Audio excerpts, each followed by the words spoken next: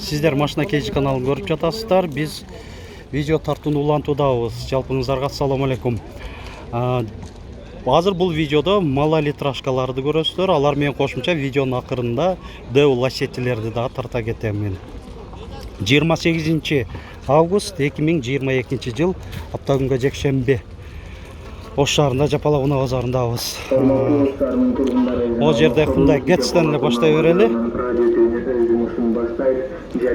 2005 420 миңби басы? 1.4 370 миңге сурадыбы? Жогору сураптыр. 500 канча дейт телефон? 559 22 86 86. Дөңгөлөктөрү 4-тен кышкы, ушундай куюлган дистерде. 4 айнектен электро көтөргүчтө, кондиционер жок экен, айдоочуда коопсуздук жазыгы бар. Анан кийин айнектердин блокировкалары да баскычы бар экен.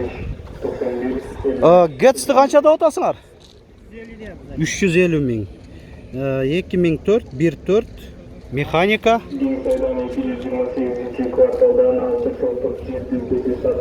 Бунда да 4 айнектен электро өтөрүүчү, электро күзгүлөр, кондиционер бар, айдоочуда коопсуздук жазыгы бар, отуруштардын жылытуу системасы бар. Жакшы, в принципе, центр замок пульту менен. Анан Chevrolet Spark 2. Туманиктери дагы светодиоддуу лампаларда экен. Дөңгөлөктөр 4-тен жайкы, ушундай куюлган дистерде комбинированный экен. Кара 2018 коробка автомат кыймылдаткычтын көлөмү 1 куб 505 00 60 60. Парктроник, камера бар. 5 ключевой доступ. Ассаламу алейкум. Канча деп атасыңар? 720 миң сом. Электро күзгүлөр, кожаный руль, подлокотник барбы? Бар. Жок, подлокотник жок экен, отуруштардын жылытуу системасы бар экен. Климатта монитор бар. Старт стоп. Пробеги 52.600 км болду. Кондиционерди жандырып, азыр күн ысыкта салкында отурат. Жакшы. Так, анан Kia Morning'ти дагы сурайлы. Бул да свежий перегон окшойт. Туманиктер линзада, дөңгөлөктөрү жайкы, ушунда куюлган өзүнүн оригинал дистеринде. Так, Dixon экен, бунун фарасы жакшы. Дальний ближний да ушул линзадан жанат. 2016 коробка автомат кыймылдаткычтын көлөмү 1 куб. Кудай буйрса тартабыз, Так. Арканкы жагынан көрүнүшү, сонарлар, камера өз ордунда. 5 ключевой доступ, күзгүлөрүндө повторитель поворота. Ассаламу алейкум, кандайсыңар? Монитор бар экен, климатта, мультируль, круиз контроль, электро күзгүлөр, руль жылытуу системасы, отуруштарында да бар, USB AUX разъему, антизанос, пробеги 53 миң километр, контроль давления шин, жакшы, комплектация аябай жакшы, басы эми 800 миң кеми бар. Болду. Анан Honda Jazz жаба бамперлеринде туманиктер бар. Варта аккумуляторы жакшы. 2008 коробка вариатор 1.3.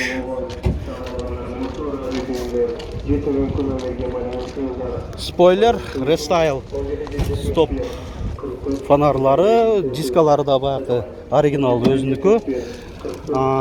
Комплектация жакшы, максималды сразу эле билинет. Бул 4 айнектен электро көтөрүчтө блокировкалар менен, электро күзгүлөр жыйылуу функциясы менен кошо, климатта, кожаный руль, мультибаскычтары менен 7 ылдамдыкка которуу имитациясы. Бул имитация эле, бирок мындай ойлого кылат, чындыгында которулат деп. Вариатор болгон үчүн жолу имитация эле кылат. Так, анан пробеги канча болуп калды? 177 миң километр. Басы 720 миң сом. Бардыгы жакшы, документ техникалык жактан болду. Так. Кете берели улантып. Мына дагы да кайталап кете берейин. Акыркы күндөрү ушул Spark Morning'тер аябай көп келип баштады Кореядан. Так, Morning турат. Бул эми эски кузовунда, бирок кичине мындай өзгөчөлүктөрү бар экен. Бул жакта так, парктрониктер, эки датчиги, спойлер. Салону башкача болуп турат да, өзгөчөлүгү. Мини пышалка бул жагында. Мындай атайын эксклюзивдүү жасалганбы же билбедим мындай. Мындай Morning'тер көрүлөт мен ушундай кузовдагы. Подлокотник, USB AUX iPod разъемдору бунда да бар келе, жакшы. Климатта мына байкасаңыздар, бир зоналуу отуруштардын жылуу системасы, алдыңкы отуруштарда бир позицияда кожаный руль, электро күзгүлөр, коробка механика, күзгүлөр татаркел повороталары, туманниктер. 2011 кыймылдаткыч көлөмү 1 куб. Басы канча болду? 530 миң сом. Анан Chevrolet Spark 2.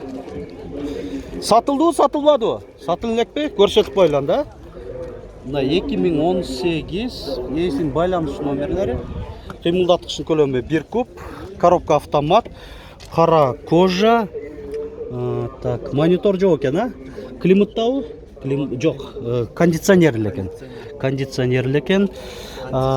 Шаардын ичинде жүрүү режимде, ушул именно Spark'тарда бар экен, жакшы. Антизанос, ошол эле алдыңкы айнектери электро көтөргүчтө. Пробеги 156 миң километр, баасы $7,5 миң. Болду. Так. Узго. Мына каранда тартып бергенге эле келет. Чекеде эле. Бирок мындай баасы жазылбайт, ошого байланыштуу. Көпчүлүгүнө жол эле жанынан өтүп кетип калганга туура келип калып атат. Охо. Hyundai Getz Restyling Россия темир номеринде 2006 кыймылдаткыч көлөмү 1.4, коробка механика. 4 айнектен электро көтөргүчтө, айдоочуда коопсуздук жазы бар, отуруштардын жылуу системасы бар, алдыңкы отуруштарда пробеги 256 миң километр, кондиционер бар. Шум изоляцияда болгон окшойт. Болуптур. Шум изоляцияда бар. Айтылыш баасы 300 миң сом. Honda Jazz. Повторитель поворота күзгүлөрүндө. Недер бул жака да коюлуп калыптыр өзү.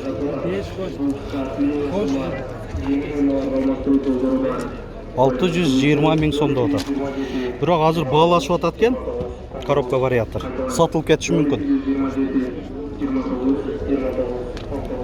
620 миң сом.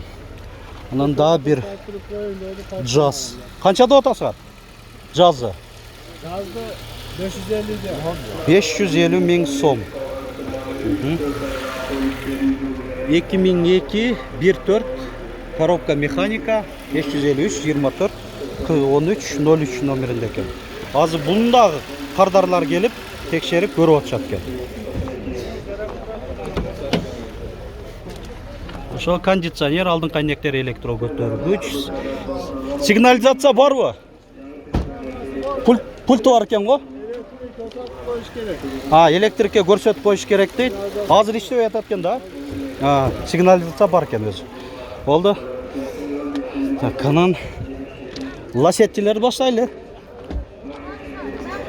Көрсөтүүнү.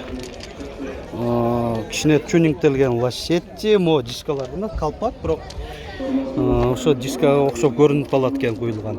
2008 1.6 механика экен, канча деп атасыңар? 400 миң сом.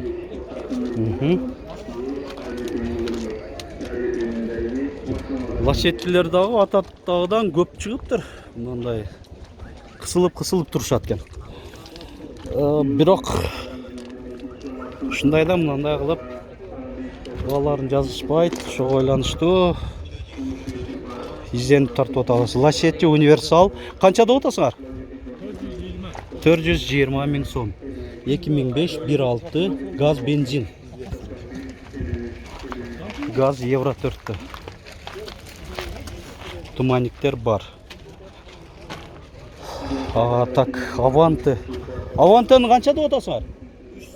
370 миң. Аванты 3 2005 1.6. Же Элантрабы? Элантра экен. Электро күзгүлөр, 4 айнектен электро көтөргүчтө. Коопсуздук жазыгы айдоочуда бар. Алдыңкы жүрүүчүдө да болуп калышы мүмкүн. Бар экен. Комплектация жакшы. Отуруштардын жылытуу системасы, корректировка фар, подлокотник, 5 ступка механика. Ну, ушундай Элантра. Эми Аванта деп деле койсок болот 3'тө. Так, анан жакта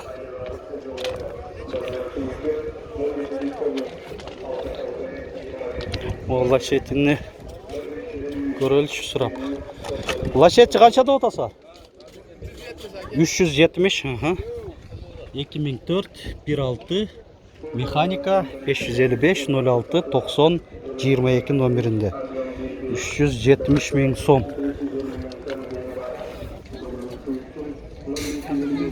Соны.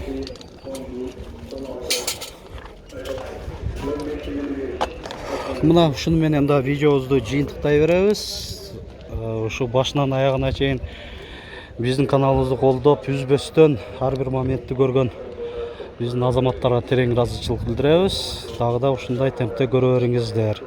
Жазылы электер болсо жаңыдан көрүп аткандар каналга жазылып, подписаться баскычын мындай көңүлдүү көрүңүздөр.